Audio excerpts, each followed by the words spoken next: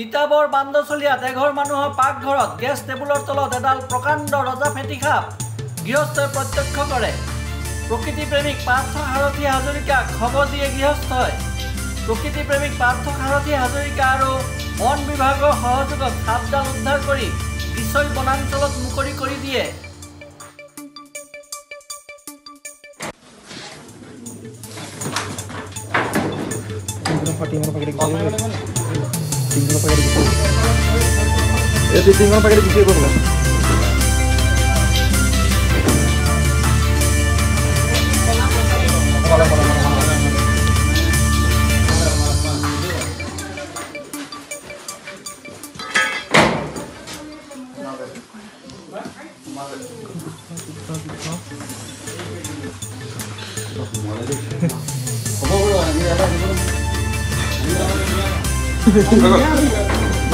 Bঢ়িয়া সোমাই গ'ল।